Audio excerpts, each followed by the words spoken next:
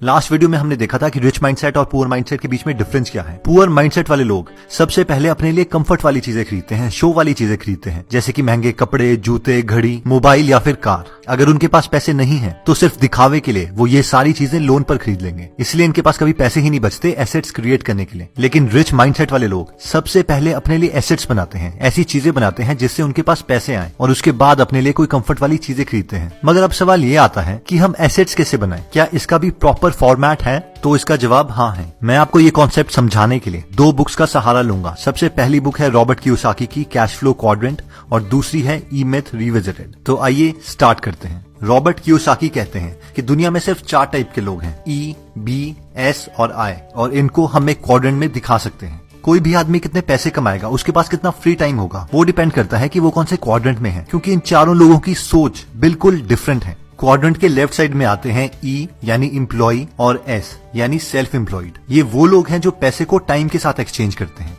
Quadrant के right side में आते हैं बी यानी बिजनेस ओनर या फिर आई यानी इन्वेस्टर। ये वो लोग हैं जो पैसे से पैसा बनाते हैं या फिर किसी और के टाइम से पैसा बनाते हैं। तो आइए इन चारों को थोड़ा डिटेल में समझ लेते हैं। सबसे पहले आता है एम्प्लॉय। ये वो इंसान है जिसे जॉब की सिक्योरिटी चाहिए, हर महीने सेम अमाउंट का पे चेक चाहिए, इसे रिटायरमेंट के बाद में पेंशन चाहिए, हर चीज इंश्योरेंस के थ्रू कवर्ड चाहिए, ये कोई फाइनेंशियल रिस्क नहीं लेना चाहता। जो भी लोग जॉब कर रहे हैं वो सारे इस कैटेगरी में आते हैं। ये लोग अपने टाइम के बदले में पैसे कमाते हैं। जिस दिन ये काम करना बंद कर देंगे इन्हें पैसे भी आना बंद हो जाएंगे और गवर्नमेंट के रूल्स के अकॉर्डिंग ये लोग सबसे ज्यादा टैक्स पे करते हैं। लेकिन दूसरी तरफ जो इंसान खुद का बॉस बनना चाहता है, औरों पे डिपेंडेंट नहीं रहना चाहता, वो अपनी कोई दुकान खोल देता है, फिर चाहे वो लॉयर हो, डॉक्टर हो या फिर कंप्यूटर ग्राफिक डिजाइनर हो, वो सेल्फ एम्प्लॉयड की कैटेगरी में आता है। इनकी सबसे बड़ी गलती ये है कि ये लोग सोचते हैं कि ये बिजनेस कर रहे हैं, जबकि ये सेल्फ एम्प्लॉयड है। इनके पास एक ऐसी जॉब है जो उन्होंने खुद को दी है। ये लोग सोचते हैं कि ये परफेक्शनिस्ट हैं, इनसे अच्छा कोई काम कर ही नहीं सकता, इसीलिए ये हर काम खुद करना चाहते हैं। और सबसे ज्यादा दुख की बात ये है कि जब ये लोग सबसे ज्यादा सक्सेसफुल होते हैं, जब इनके पास सबसे ज्यादा कस्टमर्स होते हैं, उस वक्त ये सबसे ज्यादा बिजी होते हैं और इनके पास अपनी फैमिली के लिए कोई टाइम नहीं होता। ये सारे फेमस फेस्टिवल्स, दिवाली, होली अपनी उस शॉप में गुजार रहे होते हैं जिस वक्त पूरी दुनिया एंजॉय कर रही होती है। और ये सिर्फ इनकी मेंटालिटी की वजह से है, क्योंकि ये किसी और पे ट्रस्ट नहीं करते।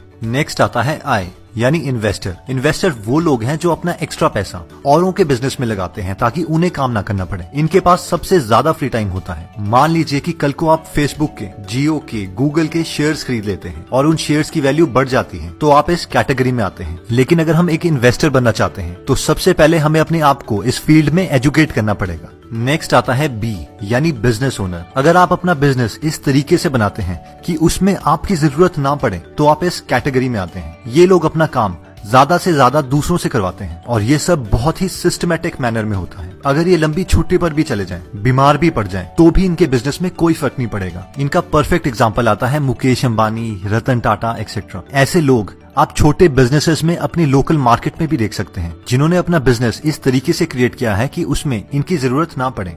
दोस्तों, अब हम देखेंगे कि पुअर माइंडसेट वाले लोग बिजनेस में क्या गलतियां करते हैं और रिच माइंडसेट वाले लोग बिजनेस को कैसे करते हैं जिससे वो एसेट्स बनाते हैं। दोस्तों, बिजनेस में फेल होने का सबसे बड़ा रीजन वो आदमी खुद है जो वो बिजनेस चला रहा है, क्योंकि हम में से मैक्सिमम लोगों को पता नहीं है कि एक बिजनेस चलता कैसे है। दोस्तों, जब भी एक स्मॉल बिजनेस स्टार्ट होता है तो उसे एक बिजनेसमैन नहीं, एक टेक्नीशियन चला रहा होता है, क्योंकि मैक्सिमम स्मॉल बिजनेस कुछ इस एटीट्यूड से खुलते हैं, अरे यार मैं उसके लिए काम कर रहा हूँ, उससे अच्छा काम तो मैं खुद कर सकता हूँ, इससे अच्छा खुद अपना बिजनेस खोल के ज्यादा पैसे न कमा लूं। और हम एक बेवकूफ आदमी की नौकरी छोड़ के एक बड़े बेवकूफ आदमी के अंडर काम करने चले जाते हैं, और वो है हम खुद। कोई आदमी अपना शोरूम खोल देता है, एक डॉक्टर अपनी दुकान खोल देता है, एक एडवोकेट अपनी शॉप खोल देता है, कोई इंजीनियर अपनी सॉफ्टवेयर कंपनी खोल देता है, इस एटीट्यूड से कि उसको ये टेक्निकल काम आता है। और क्योंकि ये वो टेक्निकल काम कर सकता है, इसलिए उसे लगता है कि वो ऐसा बिजनेस क्रिएट कर सकता है जो वो टेक्निकल काम कर दे।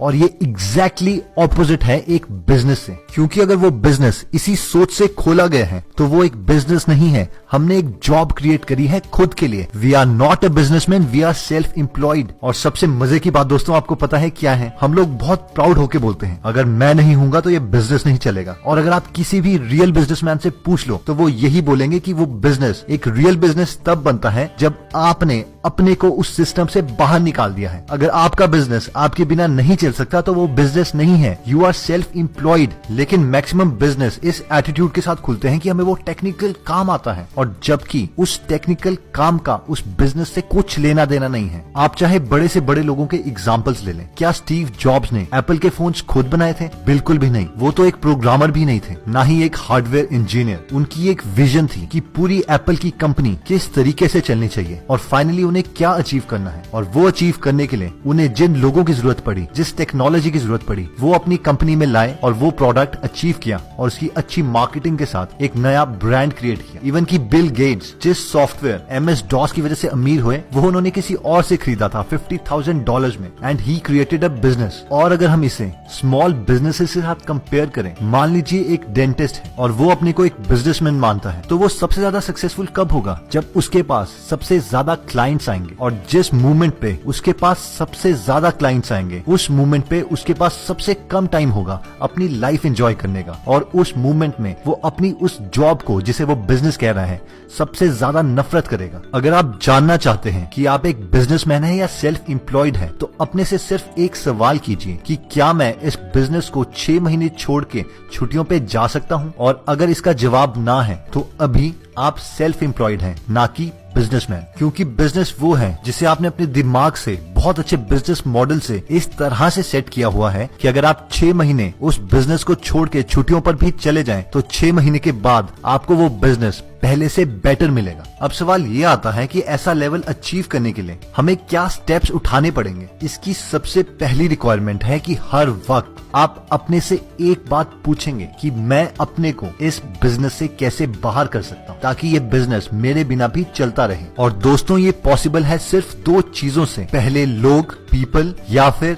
सिस्टम्स। आप लोगों का एग्जाम्पल समझ सकते हैं मैकडोनल्ड के बिजनेस मॉडल से। मैकडोनल्ड का बिजनेस मॉडल इस तरीके से बनाया गया है कि हर काम को बहुत ज्यादा छोटे और सिंपल इंस्ट्रक्शंस में तोड़ा गया है, जिससे इवन 10th पास स्टूडेंट्स भी उसमें आते हैं तो विद इन 1 वीक वो ट्रेन होके उस बड़ी मशीन मैकडोनल्ड के अंदर घुस के मैकडोनल्ड के प्रोडक्ट तैयार कर सकते हैं। और अगर आपने नोटिस किया होगा तो मैकडोनल्ड का बर्गर, चाहे आप चंडीगढ़ में खाएं या दिल्ली में, वो एग्जैक्टली सेम होता है। क्या वो सेम आदमी ने बनाया है? नहीं, वो सेम तरीके से, सेम इंग्रेडिएंट से बनाया गया है, क्योंकि ये बिजनेस मॉडल बहुत स्ट्रॉन्ग है। दोस्तों, दूसरा तरीका जो आप इमेजिन कर सकते हैं वो है थ्रू सिस्टम्स, और ये ज्यादातर ऑनलाइन बिजनेसेस में यूज किया जाता है। मान लीजिए आपने एक बार मेहनत करके कोई वेबसाइट खोल दी है या कोई शॉपिफाई का अकाउंट क्रिएट कर दिया है। अब अगर रात के 3 बजे जब आप सो रहे हैं, उस वक्त भी कोई आपकी वेबसाइट पे आता है, तो भी वो आपका प्रोडक्ट या सर्विस ले सकता है और पेमेंट गेटवे के थ्रू आपको पेमेंट करके अपना प्रोडक्ट हासिल कर सकता है। तो दोस्तों, ये 2 मेथड्स हैं जिससे हम सेल्फ एम्प्लॉयड पोजीशन से एक एक्चुअल बिजनेसमैन बन सकते हैं। तो दोस्तों, आज हमने देखा कि 4 टाइप की मेंटालिटी होती है, E, S, B और I। एम्प्लॉय मेंटालिटी वो होती है जो चाहता है कि उसकी एक बार जॉब लग जाए और उसके बाद उसे कोई टेंशन ना लेनी पड़े, और वो सिक्योरिटी को अपना प्राइम ऑब्जेक्टिव मानता है। S, सेल्फ एम्प्लॉयड लोग वो होते हैं जो किसी के अंडर काम नहीं करना चाहते, लेकिन वो अपने आप को परफेक्शनिस्ट मानते हैं और सारा काम खुद ही करना चाहते हैं। इसलिए जब वो सबसे ज्यादा सक्सेसफुल होते हैं, उस टाइम वो सबसे ज्यादा थके होते हैं। नेक्स्ट आता है B, बिजनेस मेंटालिटी। ये लोग वो हैं जो उस तरीके के सिस्टम्स क्रिएट करते हैं जिससे वो और लोगों से काम करवा सके और खुद बिजनेस संभाल सके। I, इन्वेस्टर मेंटालिटी के लोग वो होते हैं जो औरों के बिजनेस को एनालाइज करते हैं, उनके बिजनेस में पैसा लगाते हैं और अपना पैसा बार बार मल्टीप्लाई करते रहते हैं। अगर आप हमारी वीडियोस मिस नहीं करना चाहते तो हमारा पेज लाइक करने के बाद 3 डॉट्स के बटन को प्रेस करके फॉलो के बटन को सिलेक्ट कीजिए और फाइनली सी फर्स्ट के ऑप्शन को सिलेक्ट कर लीजिए। इससे आपको हमारी हर पोस्ट मिलती रहेगी। जय हिंद।